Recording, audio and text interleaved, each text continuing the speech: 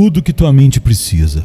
Sermão número 15, pregado na noite de domingo, 18 de março de 1855, por Charles Haddon Spurgeon, no Exeter Hall, Strand, Londres. Eu escrevi para ele as grandes coisas da minha lei, mas elas foram consideradas como uma coisa estranha. Oséias 8, verso 12. Esta é a queixa de Deus contra Efraim. Não é uma prova insignificante de sua bondade que ele se rebaixe para repreender suas criaturas errantes. É um grande argumento de sua disposição graciosa que ele incline a cabeça para observar os assuntos terrestres.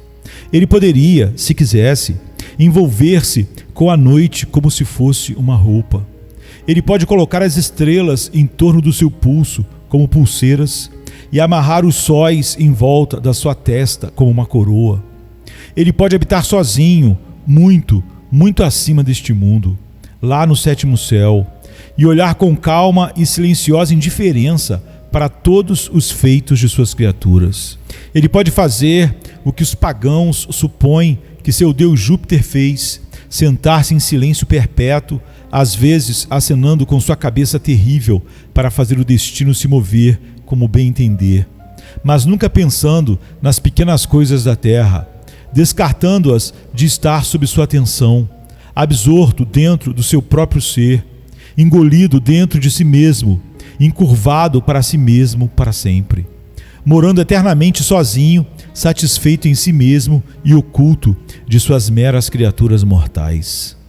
E eu, como uma das suas criaturas, poderia ficar à noite no topo de uma montanha e olhar para as estrelas silenciosas e dizer: vocês são os olhos de Deus, mas não olham para mim. Sua luz é um dom da sua onipotência, mas seus raios não são sorrisos de amor para mim.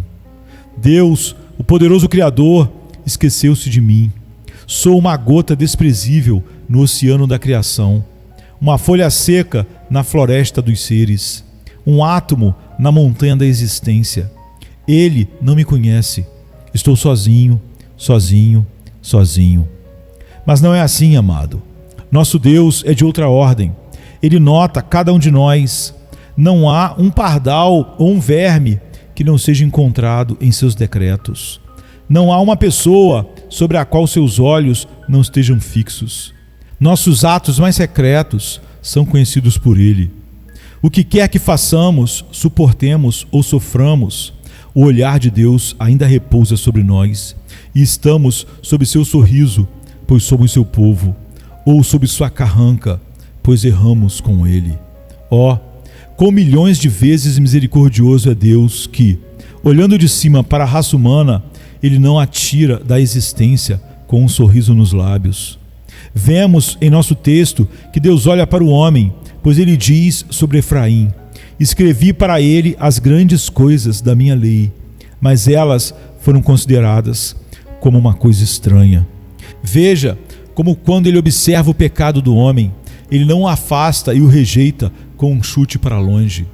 Ele não sacode pelo pescoço sobre o abismo do inferno, até que seu cérebro gire em confusão sem fim, e então o deixa cair para sempre no abismo sem fundo.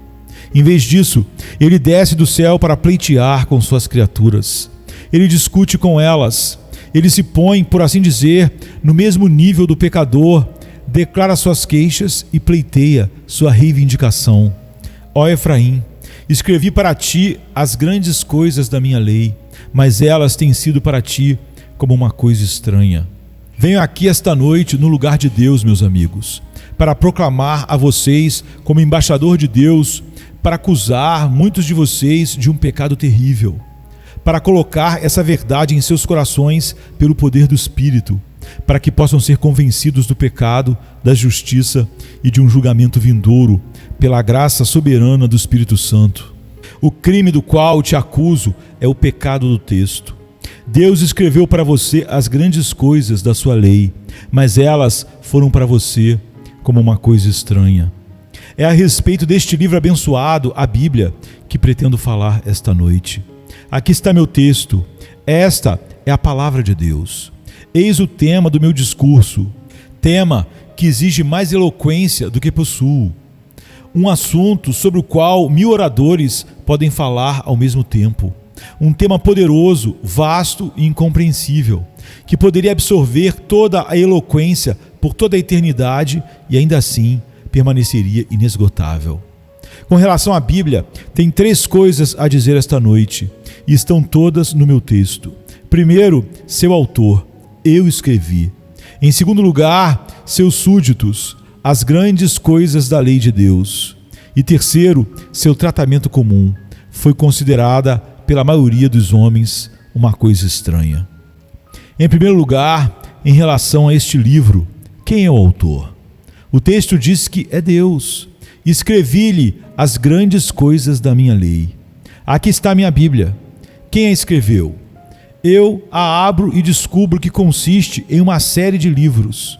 Os primeiros 5 livros foram escritos por um homem chamado Moisés. Eu folheio e encontro outros. Às vezes vejo que Davi é o escritor, outras vezes Salomão. Aqui eu leio Miqueias, então Amós, então Oséias. Ao me virar para as páginas mais luminosas do Novo Testamento, vejo Mateus, Marcos, Lucas e João, Paulo, Pedro, Tiago e outros. Mas quando fecho o livro, me pergunto, quem é o autor dele? Esses homens reivindicam conjuntamente a autoria? Eles são os compositores deste volume maciço? Eles, entre si, dividem a honra? A Sagrada Verdade Revelada responde, não. Este volume é a escrita do Deus vivo. Cada letra foi escrita com um dedo todo-poderoso. Cada palavra saiu dos lábios eternos. Cada frase foi inspirada pelo Espírito Santo. Embora Moisés tenha sido empregado para escrever suas histórias com sua caneta de fogo, Deus guiou essa caneta. Pode ser que Davi tenha tocado sua harpa e deixado doces salmos de melodia saírem de seus dedos. Mas Deus moveu suas mãos sobre as cordas vivas de sua harpa de ouro. Pode ser que Salomão tenha cantado cânticos de amor ou proferido palavras de sabedoria consumada, mas Deus dirigiu seus lábios e tornou o pregador eloquente. Se eu sigo o trovejante Naum, quando seus cavalos aram as águas, ou Abacuque, quando ele vê as tendas de Cusã em aflição, se eu ler Malaquias, quando a terra está queimando como um forno, se eu virar a página suave de João, que fala de amor, ou os ásperos e ardentes capítulos de Pedro, que fala do fogo devorando os inimigos de Deus, se eu voltar para Judas, que lança anátemas sobre os inimigos de Deus, em todos os lugares encontro Deus falando. É a voz de Deus, não do homem. As palavras são as palavras de Deus, as palavras do Eterno, do Invisível, do Todo-Poderoso, do Deus Jeová desta terra. Esta Bíblia é a Bíblia de Deus, e quando a vejo, parece que ouço uma voz brotando dela, dizendo, eu sou o livro de Deus, homem, leia-me. Eu sou a escrita de Deus, abra minhas folhas, pois fui escrita por Deus. Leia-me, pois Ele é meu autor, e você o verá visível e manifesto em todos os lugares. Escrevi-lhe as grandes coisas da minha lei. Como você sabe que Deus escreveu o livro? Isso é exatamente o que não tentarei provar a você. Eu poderia, se quisesse, fazer uma demonstração, pois há argumentos suficientes, há razões suficientes, se eu me importasse em ocupar seu tempo esta noite apresentando-os a você, mas não farei tal coisa. Posso dizer-lhe, se quiser, que a grandeza do estilo está acima de qualquer escrita mortal e que todos os poetas que já existiram, com todas as suas obras unidas, não poderiam nos dar uma poesia tão sublime e uma linguagem tão poderosa como se encontra nas Escrituras. Eu poderia insistir nisso, que os assuntos de que trata estão além do intelecto humano, que o homem nunca poderia ter inventado as grandes doutrinas de uma trindade na divindade. O homem não poderia ter nos contado nada sobre a criação do universo. Ele nunca poderia ter sido o autor da majestosa ideia da providência, de que todas as coisas são ordenadas de acordo com a vontade de um grande ser supremo e cooperam para o bem daqueles que amam a Deus. Eu poderia mostrar sua honestidade final, uma vez que conta as falhas de seus escritores e das maiores figuras que nela aparecem. Sua unidade, pois nunca se desmente ou contradiz. Sua simplicidade mestra, para que mesmo o mais simples possa lê-la. Poderia mostrar, ao mesmo tempo, sua profundidade imensa, que nenhuma mente pode esgotar. E eu poderia mencionar mais uma centena de coisas que provariam, como uma demonstração inequívoca, que o livro é de Deus. Mas não vim aqui para provar isso. Eu sou um ministro cristão e você é cristão, ou professa ser. E nunca há necessidade de ministros cristãos fazerem questão de apresentar argumentos aos infiéis para respondê-los. É a maior loucura do mundo. Infiéis, pobres criaturas, não conhecem seus próprios argumentos até que nós os contemos, e então eles juntam suas flechas embotadas para atirar contra o escudo da verdade novamente. É loucura trazer esses tições do inferno, mesmo que estejamos bem preparados para apagá-los. Que os homens do mundo aprendam o erro por si mesmos, não sejamos propagadores de suas falsidades.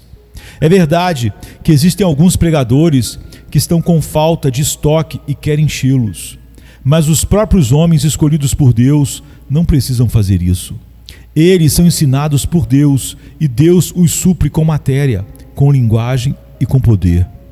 Pode haver alguém aqui esta noite que veio sem fé, um homem de razão, um pensador livre.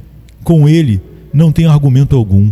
Eu confesso não estar aqui como um polemista, mas como um pregador de coisas que sei e sinto.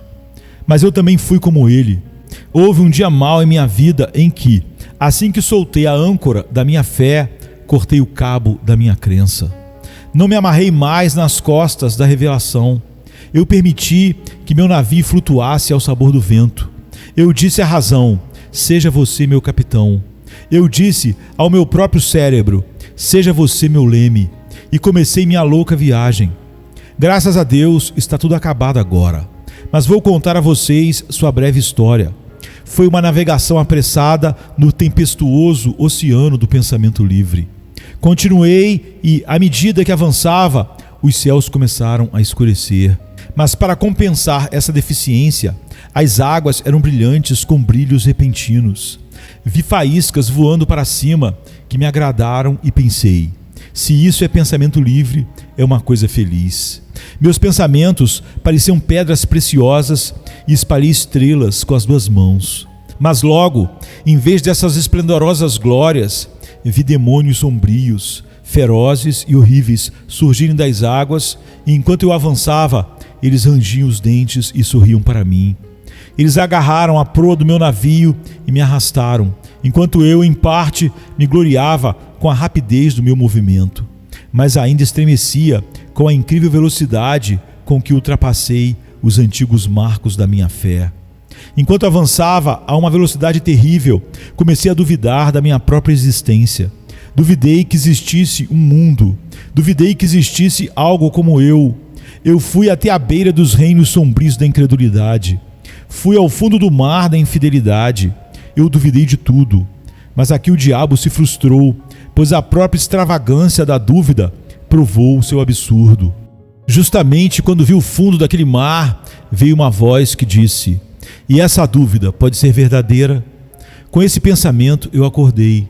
Sobressaltei-me daquele sonho de morte que, Deus sabe, poderia ter amaldiçoado minha alma e arruinado este meu corpo, se eu não tivesse acordado. Quando me levantei, a fé assumiu o comando. A partir desse momento, não duvidei. A fé me guiou de volta. A fé gritou: vai embora, vai embora. Lancei minha âncora no Calvário.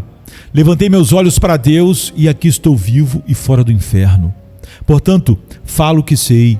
Eu naveguei nessa perigosa viagem. Cheguei em segurança à terra. Peça-me novamente para ser infiel. Não, eu tentei. No começo era doce, mas amargo depois. Depois é desesperador e pura depressão. Agora, amarrado ao Evangelho de Deus com mais firmeza do que nunca, de pé como em uma rocha inflexível, eu desafio os argumentos do inferno para me mover. pois eu sei em quem tenho crido. Estou certo de que Ele é poderoso para guardar aquilo que eu lhe comprometi completamente até o fim. Tudo que eu sou. Mas não vou defender nem discutir esta noite. Vocês professam ser homens cristãos ou então não estariam aqui. Sua profissão pode ser mentira ou falsa. O que você diz que é pode ser exatamente o oposto do que você realmente é. Mas ainda assim, suponho que todos vocês admitem que esta é a palavra de Deus. Um pensamento ou dois, então, sobre ele. Escrevi-lhe as grandes coisas da minha lei. Primeiro, meus amigos, fiquem de pé sobre este volume e admirem sua autoridade. Este não é um livro comum. Não são os ditos dos sábios da Grécia. Aqui não estão as declarações de filósofos de épocas passadas. Se essas palavras fossem escritas pelo homem, poderíamos rejeitá-las. Mas, deixe-me ter o pensamento solene que este livro é a caligrafia de Deus, que essas palavras são as palavras de Deus. Deixe-me ver a data. É datado das colinas do céu, das colinas da eternidade. Deixe-me ver suas letras. Elas brilham glória no meu olho. Deixe-me ler os capítulos. Eles são grandes, com significado e mistérios desconhecidos. Deixe-me revelar as profecias. Elas estão grávidas de maravilhas impensadas. Livro dos livros, e você foi escrito por meu Deus, então me curvarei diante de você. Livro de vasta autoridade, você é uma proclamação do imperador do céu. Longe de mim usar minha razão para contradizê-lo. Razão. Seu lugar é ficar de pé e descobrir o que este volume significa, não dizer o que este livro deveria dizer. Venha você, minha razão, meu intelecto, senta-se e ouça, pois essas palavras são as palavras de Deus. Não sei como ampliar este pensamento. Se você pudesse se lembrar que esta Bíblia foi realmente escrita por Deus. Se você tivesse entrado nas câmaras secretas do céu, se tivesse visto Deus segurando sua pena e escrevendo essas cartas, então certamente você as respeitaria. Mas elas são a caligrafia de Deus, tanto quanto se você tivesse visto Deus escrevê-las. Esta Bíblia é um livro de autoridade, é um livro autorizado, pois Deus o escreveu. Tremam, para que nenhum de vocês o despreze. Marque e fixe sua autoridade sobre você e sobre tudo, pois é a palavra de Deus. Então, já que Deus o escreveu, marque sua veracidade. Se eu o tivesse escrito, haveria vermes críticos que imediatamente se espalhariam sobre ele e o cobririam com suas crias malignas. Se eu o tivesse escrito, haveria homens que o despedaçariam de uma vez e talvez com razão. Mas esta é a palavra de Deus. Venha, procure seus críticos e encontre uma falha. Examine-o desde o Gênesis até o Apocalipse e encontre um erro. Este é um veio de ouro puro, sem liga de quartzo ou qualquer substância terrosa. Esta é uma estrela sem mancha, um sol sem mancha, uma luz sem escuridão, uma lua sem palidez, uma glória sem obscuridade. Bíblia, não se pode dizer de nenhum outro livro que seja perfeito e puro, mas de você podemos declarar que toda a sabedoria está reunida em você, sem uma partícula de tolice. Este é o juiz que acaba com a contenda onde falham a inteligência e a razão. Este é o livro isento de qualquer erro, mas é a verdade pura, imaculada e perfeita. Por quê? Porque Deus o escreveu. Acusem Deus de erro, por favor.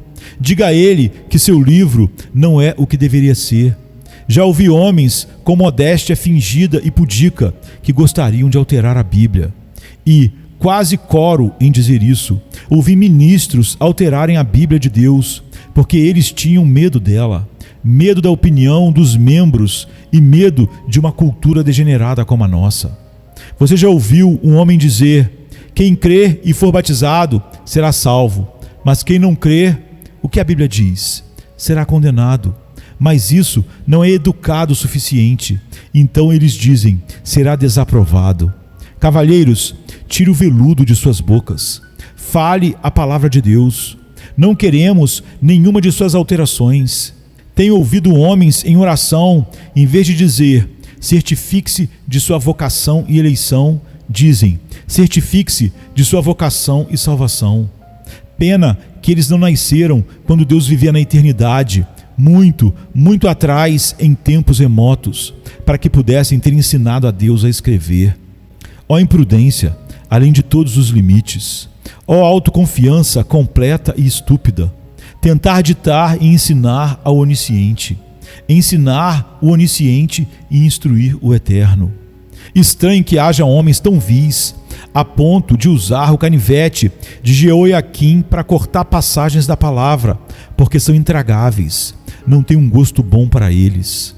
Ó você que não gosta de certas porções da Sagrada Escritura, tenha certeza de que seu gosto é corrupto e diabólico, e que Deus não se sujeita à sua pequena e medíocre opinião. Sua antipatia é a própria razão pela qual Deus o escreveu, porque você não é adequado para tal. Você não tem o direito de ser agradado. Deus escreveu o que você não gosta. Ele escreveu a verdade e teu incômodo revela o teu coração. Nada mais que isso. Ó, vamos nos curvar em reverência diante dela, da verdade, pois Deus a inspirou. É pura verdade. Aqui desta fonte jorra aqua vitae, a água da vida, sem uma única partícula de terra. Aqui desde o sol saem raios de radiância, brilho infinito, sem a mistura de escuridão. Bíblia abençoada, você é toda a verdade. Mais uma vez, antes de deixarmos este ponto, vamos parar e considerar a natureza misericordiosa de Deus por ter nos escrito uma Bíblia. Ele poderia ter nos deixado sem ela, tateando nosso caminho escuro, como os cegos procuram uma parede ou coisa para tocar e se guiar. Ele poderia ter nos permitido vagar com a estrela da razão como nosso único guia. Lembro-me de uma história do Sr. Hume que afirmava tão constantemente que a luz da razão é abundantemente suficiente. Estando na casa de um bom ministro uma noite, ele discutiu a questão e declarou sua firme crença na suficiência da luz da natureza. Ao sair, o ministro ofereceu-se para lhe segurar uma vela, para iluminá-lo escada abaixo. Ele disse, não, a luz da natureza seria suficiente. A lua serviria. Acontece que a luz estava encoberta por uma nuvem e ele caiu da escada. Disse o ministro, é melhor você ter um pouco de luz lá de cima, Sr. Hume. Assim, supondo que a luz da natureza seja suficiente para alguma coisa, é melhor que tenhamos muito da luz de cima também. Então teremos certeza de que estamos certos. Melhor ter duas luzes do que apenas uma. A luz da criação é uma luz brilhante. Deus pode ser visto nas estrelas. Seu nome está escrito em letras douradas na fronte e testa da noite. Você pode descobrir suas glórias nas ondas do mar, sim, nas árvores do campo, mas é melhor lê-lo em 2 livros do que em um.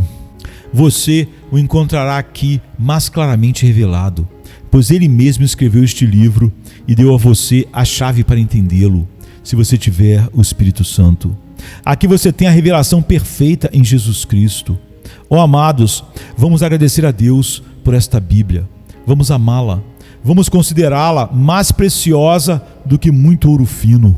Mas deixe-me dizer uma coisa antes de passar para o segundo ponto. Se esta é a palavra de Deus, o que acontecerá com alguns de vocês que não a leram quase nada no último mês? Mês, Senhor, não a li este ano. Sim, há alguns de vocês que não a leram.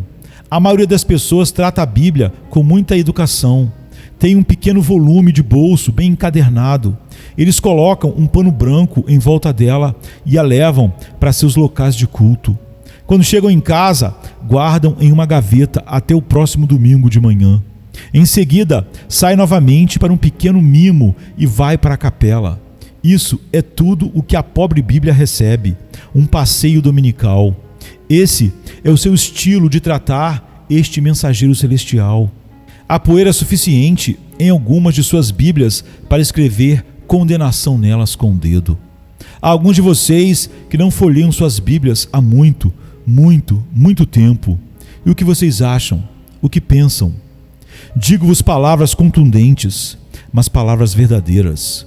O que Deus dirá, afinal? Quando você chegar diante dele, ele dirá: você leu a minha Bíblia? Não. Eu escrevi uma carta de misericórdia para você. Você leu? Não.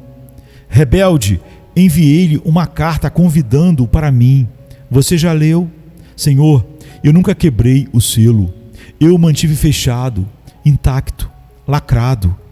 Miserável, diz Deus, então você merece o inferno.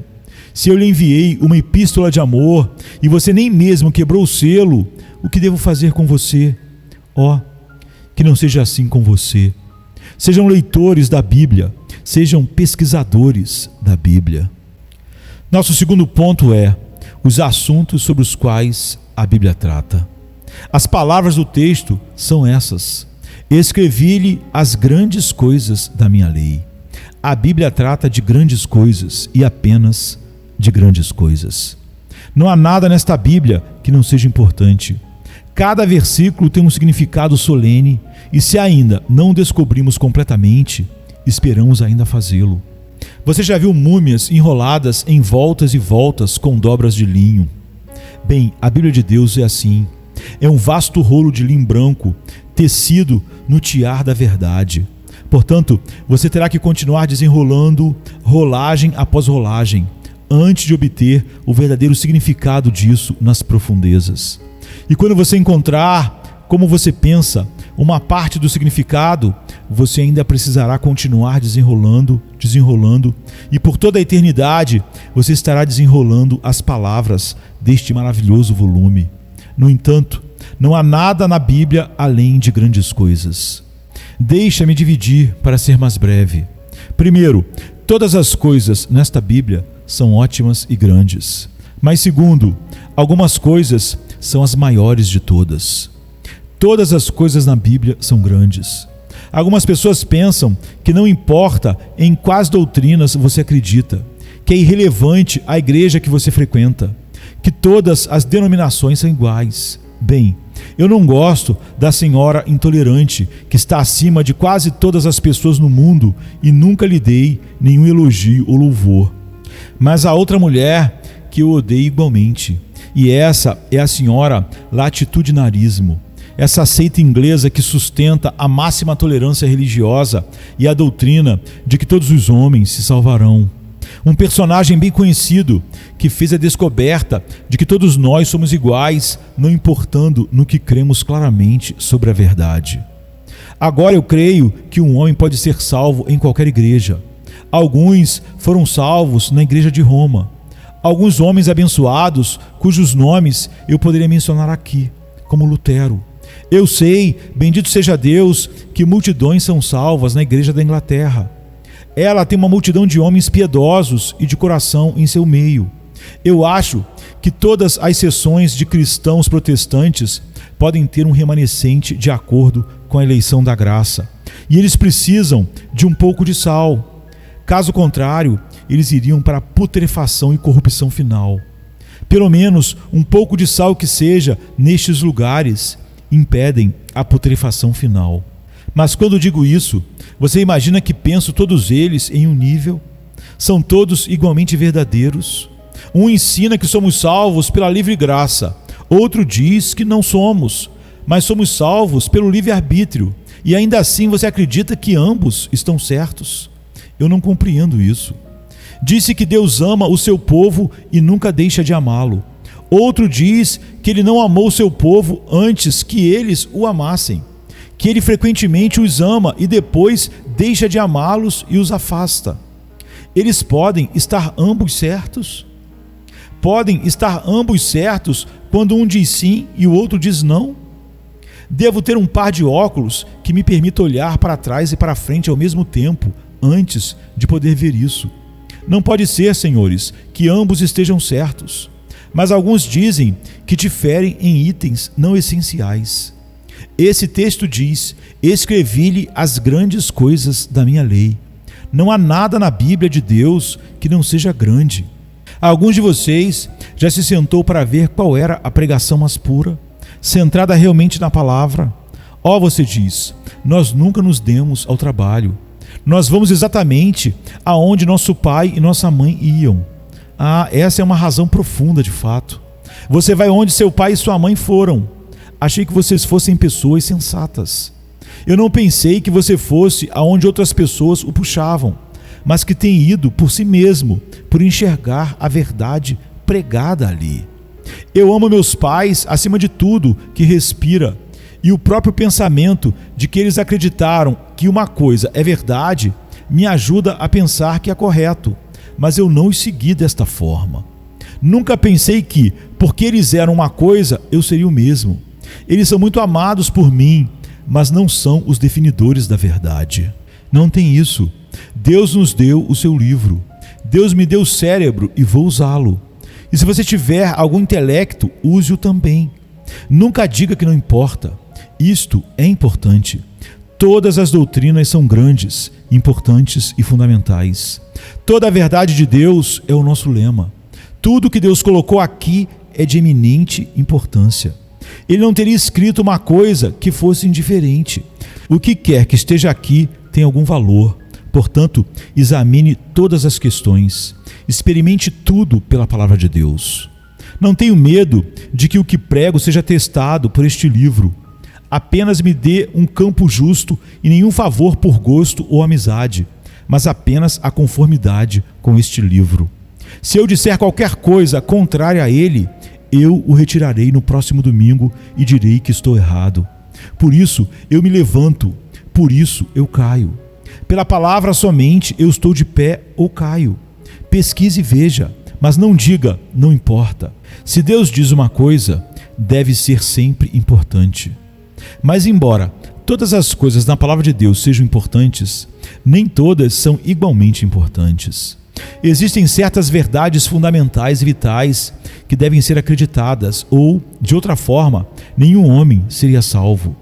Se você quer saber no que deve acreditar para ser salvo, encontrará as grandes coisas da lei de Deus entre essas duas capas. Elas estão todas contidas aqui. Como uma espécie de resumo ou guia das grandes coisas da lei, lembro-me de um velho amigo meu dizendo certa vez: você prega os 3 R's e Deus sempre te abençoará. Eu disse: quais são os 3 R's? E ele respondeu: ruína total, redenção e regeneração soberana. Eles contêm a soma e a substância da divindade. R para a ruína total. Estávamos todos arruinados, totalmente depravados, ou seja, nenhuma parte de nós poderia ser o lugar não arruinado de onde poderíamos começar ou dar início à nossa salvação. Estávamos todos perdidos completamente e incapazes quando Adão pecou, mortos em delitos e pecados, e todos nós fomos arruinados por nossas próprias transgressões. Estamos todos arruinados por nossos próprios corações malignos e nossas próprias vontades perversas. E todos nós seremos arruinados a menos que a graça soberana nos salve. Depois, há o segundo R para a redenção. Somos resgatados pelo sangue de Cristo, um cordeiro sem defeito e sem mácula. Algo que nunca buscamos ou buscaríamos, mas a ação soberana de Deus do início ao fim. Somos resgatados pelo seu poder soberano. Somos resgatados por seus méritos. Somos redimidos por sua força e nada da nossa. Tudo em nós é fraqueza e corrupção. Depois, a R para regeneração. Se fomos perdoados, também devemos ser regenerados, pois nenhum homem pode participar da redenção a menos que seja regenerado. Deixe-o ser tão bom quanto quiser. Deixe-o servir a Deus como imaginar, tanto quanto quiser. A menos que seja regenerado e tenha um novo coração, um novo nascimento, ele ainda estará no primeiro R, que é a ruína. Essas coisas contêm um epítome do Evangelho. Eu acredito que há um epítome melhor nos 5 pontos do calvinismo: eleição soberana de Deus, a depravação natural e pecaminosidade do homem, redenção particular pelo sangue de Cristo, chamado eficaz pelo poder do Espírito e perseverança final pelos esforços do poder de Deus. Eu acho que todos esses precisam ser acreditados a fim de salvação. Mas eu não gostaria de escrever um credo como o de Atanásio, começando com: todo aquele que deve ser salvo, antes de tudo, é necessário que ele mantenha a fé católica universal, a qual é esta. Quando cheguei tão longe, devo parar, porque eu não saberia exatamente o que escrever. Eu mantenho a fé católica da Bíblia, ou seja, universal, toda a Bíblia e nada além da Bíblia. Não cabe a mim elaborar credos, mas peço que examinem as Escrituras e somente as Escrituras, pois esta é a palavra da vida. Deus diz: escrevi-lhe as grandes coisas da minha lei. Você duvida da grandeza delas? Você acha que elas não merecem sua atenção? Reflita o momento, senhores e senhoras. Onde você está agora? Como dizem os versos: eis que numa estreita faixa de terra, entre dois mares ilimitados eu estou. Uma polegada de tempo, o espaço de um momento. Que tu me alojes em teu lugar celestial, ou me tranques no inferno. Lembro-me de estar uma vez à beira-mar, em uma estreita faixa de terra, sem pensar que a maré poderia subir. A maré subia continuamente de ambos os lados, mas, absorto em pensamentos, continuei ali parado, até que finalmente surgiu a maior dificuldade para chegar à praia. Não era possível. As ondas haviam se colocado entre mim e a costa. Você e eu ficamos todos os dias em um estreito pedaço de terra e há uma onda subindo lá. Veja o quão perto está do seu pé, e eis que outra onda vem a cada tic-tac do relógio. Nossos corações, como tambores abafados, estão batendo marchas fúnebres para o túmulo. Estamos sempre descendo para a sepultura a cada momento que vivemos. Este livro me diz que se eu for convertido, quando eu morrer, haverá um céu de alegria e amor para me receber. Diz-me que as asas dos anjos serão esticadas e eu, sustentado por fortes asas de querubins, voarei mais alto que o relâmpago e subirei além das estrelas, até o trono de Deus, para habitar para sempre. Como diz o verso: longe de um mundo de dor e pecado, com Deus eternamente fechado. Ó, faz as lágrimas quentes brotarem dos meus olhos.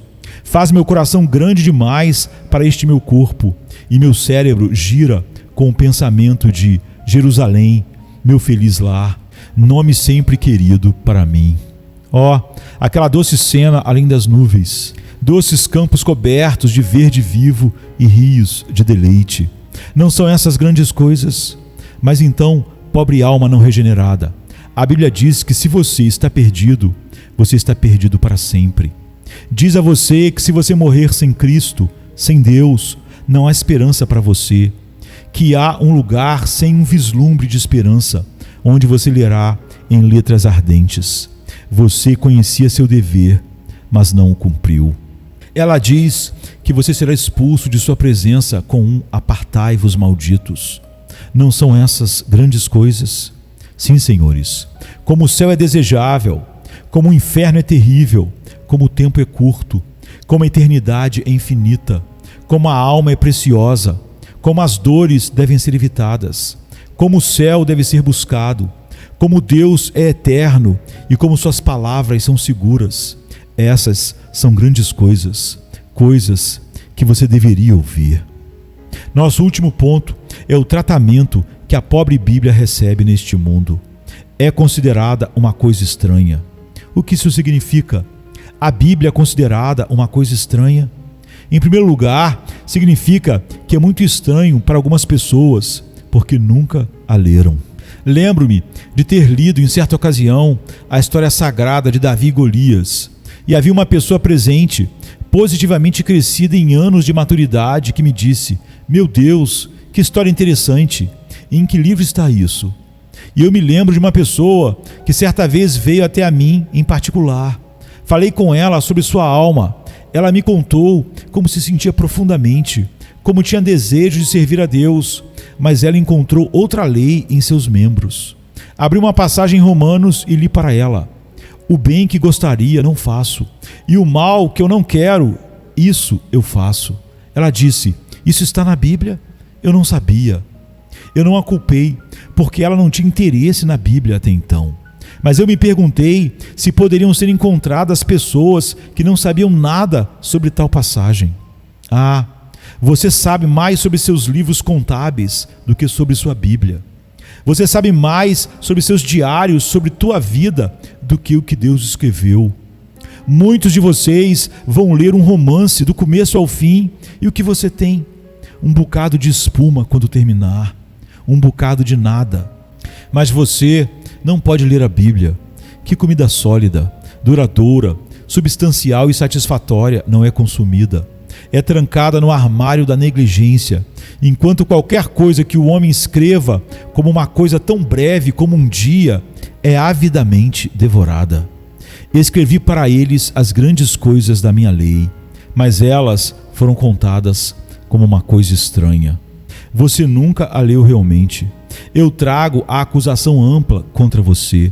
Talvez você diga que eu não deveria acusá-lo de tal coisa. Eu sempre acho melhor ter uma opinião ruim sobre você do que uma boa demais. Eu o acuso disso. Vocês não leem suas Bíblias. Alguns de vocês nunca a leram. Eu sei que falo e que seu coração deve dizer: é verdade, honestamente. Você não é um leitor da Bíblia. Você diz que tem a Bíblia em casa. Eu acho que você é tão pagão que não tem uma Bíblia? Não. Mas quando você a leu pela última vez, realmente?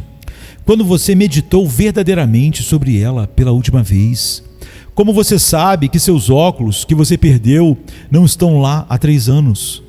Muitas pessoas não viraram suas páginas por muito tempo, e Deus pode dizer a elas: escrevi para vocês as grandes coisas da minha lei, mas elas foram consideradas uma coisa estranha para vocês.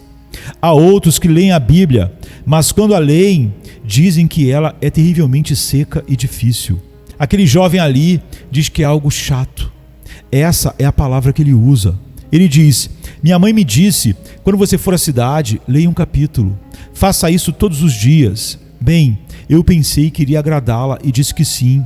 Tenho certeza de que gostaria de não ter feito isso. Eu não li um capítulo ontem ou anteontem. Estava tão ocupado. Não pude evitar. Você não ama a Bíblia. Ama? Não. Não há nada nela que seja realmente interessante. Ah, eu pensei assim. Há pouco tempo eu não conseguia ver nada nela de tão especial. Você sabe por quê? Os cegos não podem ver. Podem? Mas quando o Espírito toca as escamas dos olhos, elas caem. E quando ele coloca colírio, então a Bíblia se torna preciosa. Lembro-me de um ministro que foi ver uma senhora idosa e pensou em lhe dar algumas preciosas promessas da palavra de Deus. Virando-se para uma promessa na Bíblia da senhora, ele viu escrito na margem um P e perguntou: o que isso significa? Isso significa precioso, Senhor. Mas abaixo ele viu um T e um C e perguntou o que significavam as letras. Isso, ela disse, significa testado e comprovado, pois eu testei e comprovei. Se você experimentou a palavra de Deus e aprovou, se ela é preciosa para a sua alma, então você é cristão. Mas as pessoas que desprezam a Bíblia não têm nem parte nem sorte no assunto. Se ela for seca para você, você finalmente estará seco no inferno. Se você não a considera melhor do que o alimento necessário, não há esperança para você, pois lhe falta a maior evidência de seu cristianismo, regeneração e eleição. Infelizmente, o pior está por vir. Há pessoas que odeiam a Bíblia e também a desprezam. Acaso temos algumas dessas pessoas aqui? Alguns de vocês disseram: vamos ouvir o que o jovem pregador tem a dizer. Pois bem, isto é o que ele tem para vos dizer. Vede, ó desprezadores, admirai-vos e desaparecei. Atos 13:41. Isto é o que ele tem para vos dizer. Os ímpios serão lançados no inferno, e todos os que se esquecem de Deus. Salmo 9:17. E também tem que vos dizer isso: nos últimos dias virão escarnecedores com zombaria, andando segundo as suas próprias concupiscências. 2 Pedro 3:3. Porém, mais ainda, lhes diz hoje que, se querem ser salvos, devem encontrar a salvação aqui. Portanto, não despreze a Bíblia, mas examine-a, leia-a e aproxime-se dela. Tenha certeza, ó escarnecedor, de que suas risadas não podem alterar a verdade. Suas piadas não podem evitar sua destruição inevitável.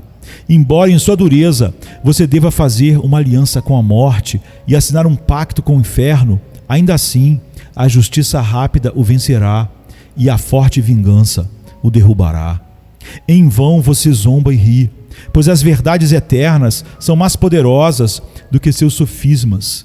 Nem seus ditos inteligentes, entre aspas, podem alterar a verdade divina de uma única palavra deste volume de Gênesis a Apocalipse. Ó, por que você briga com seu melhor amigo e maltrata seu único refúgio? Ainda resta esperança, mesmo para o escarnecedor. Esperança nas veias de um Salvador. Esperança na misericórdia do Pai. Esperança na agência onipotente do Espírito Santo. Eu terei terminado quando disser mais uma palavra. Meu amigo, o filósofo, diz que pode ser muito bom que eu exorte as pessoas a lerem a Bíblia, mas ele acha que existem muitas ciências muito mais interessantes e úteis do que a teologia.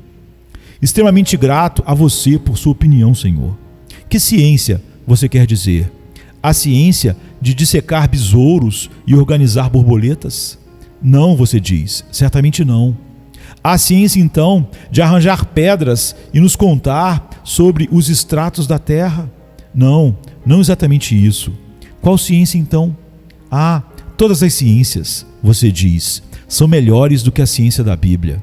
Ah, Senhor, essa é a sua opinião, e é porque você está longe de Deus que você diz isso. Mas a ciência de Jesus Cristo é a mais excelente das ciências. Que ninguém se afaste da Bíblia, porque não é um livro de aprendizado e sabedoria. Ela é. Você saberia astronomia? Está aqui, fala do sol da justiça e da estrela de Belém. Você saberia botânica? Está aqui, fala sobre a planta de renome, o lírio do vale e a rosa de Saron. Você saberia geologia e mineralogia? Você aprenderá aqui, pois aprenderá a ler sobre a rocha das eras e a pedra branca com o nome gravado nela, que nenhum homem conhece, exceto aquele que o recebe. Você estudaria história? Aqui está o mais antigo de todos os registros da história da raça humana.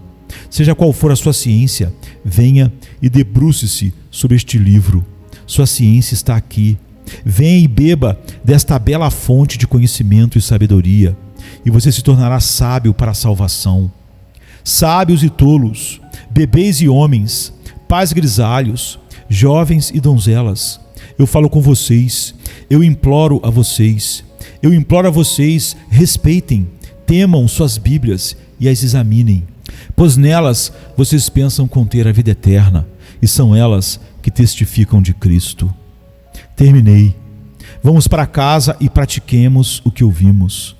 Ouvi falar de uma mulher que, quando perguntada sobre o que ela lembrava do sermão do ministro, disse: não me lembro de nada. Era sobre pesos falsos e medidas fraudulentas.